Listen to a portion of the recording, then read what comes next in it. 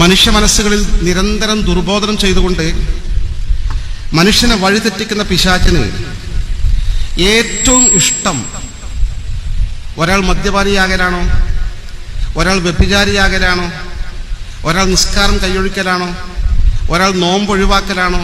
അതൊന്നുമല്ല. അൽ ബിദ്അത്തു അഹബ്ബു ഇലാ ഇബ്ലീസ്.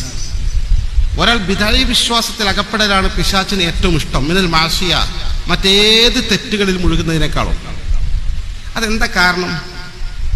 ലിഅന്നൽ മാസിയത, കാരണം തെറ്റ് ചെയ്യുക എന്നത് ഖദ് യുതാബു മിൻഹ, ഏത് നിമിഷവും പശ്ചാത്തപിച്ച് മടങ്ങാൻ സാധ്യതയുണ്ട്. ആ തെറ്റിൽ നിന്ന് മനുഷ്യന് മുക്തനായേക്കും. ചിലപ്പോൾ നല്ലൊരു പ്രഭാഷണം, ഇഖ്ലാസോടുള്ളൊരു ക്ലാസ് കേട്ടാൽ മതിയാവും, മനഃശാന്തം വരും.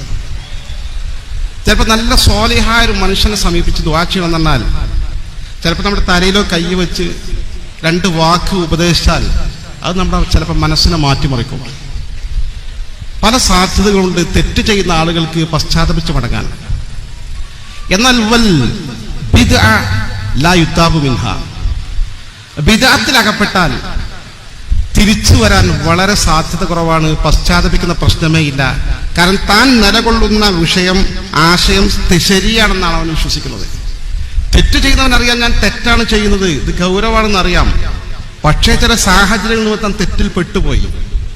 ബിദ്അത്തുകാരൻ ഒരിക്കലും മടങ്ങി വരാൻ സാധ്യതയില്ല. ഇതാണ് ഇതിന്റെ ഗൗരവം. അതുകൊണ്ടാണ് ഇബ്ലീസിന് ഏറ്റവും ഇഷ്ടമെന്ന് മഹാനായ ഇമാം സുഫിയാൻ സൗരി റളിയല്ലാഹു അൻഹു പറയുന്നു. സമസ്ത കേരള ജംഇയ്യത്തുലമയെ സംബന്ധിച്ചിടത്തോളം